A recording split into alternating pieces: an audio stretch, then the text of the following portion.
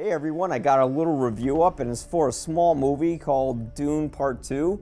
Very graciously, Warner Brothers sent me an early copy of the Blu-ray. It's not the 4K, but the Blu-ray version. This movie, wow, it looks amazing. I've seen the film like 3 times in the theater, so at this point I have an idea of what the color is.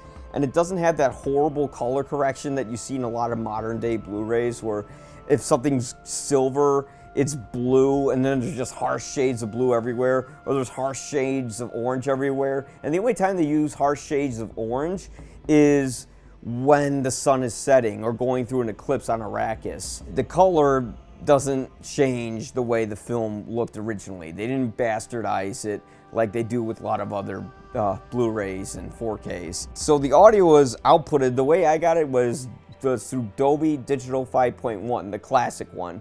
And even through the HDMI converting the audio signal to my old Harman Kardon home theater, it sounded fantastic. It sounded even better on my PS5 than it did on my PS3, which is really surprising because usually the PS3 has the louder audio output and the PS5 doesn't. In this case, it was the other way around, where the PS5 had a more impressive output than the PS3 with just standard Dolby Digital 5.1, which is the second option available on the disc. It looks great, it sounds great.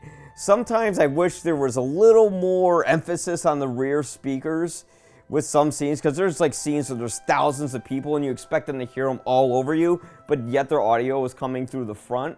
But again, that's just a small nitpick. It's okay. This movie looks and sounds incredible.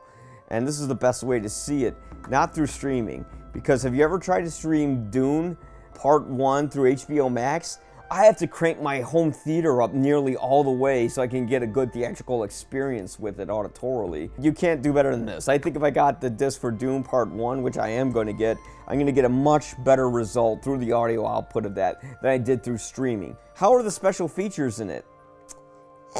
There's a Chakobasa training, which is how the cast learned how to speak Chakobasa. And they do have some fascinating stuff. There's Finding the Worlds of Dune. It's a look on how they got into the locations of Dune, specifically in Italy for the Emperor's home planet.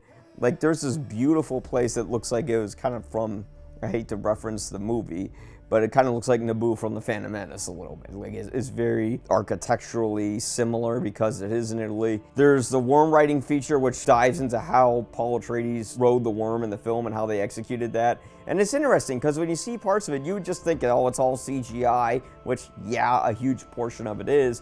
But like when he's holding on to the worm, they actually have a platform that he's struggling holding on to.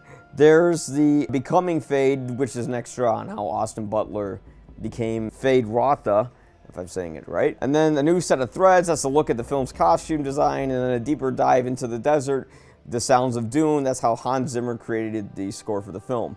And it's funny, when you go through all these features, it says there's over an hour of bonus features. That's not true. I played the special features on here, and there was a lot of gaps in between where I was making notes before playing the next feature. And even with those gaps, I ran my tape covering the features, and it only got to maybe around 50 minutes, so maybe there's more minus the time I took notes, 40 some minutes of extra features, not over an hour, unless there's some audio commentary in here, which I miss audio commentaries. I haven't seen those on a physical release I've gotten in a while.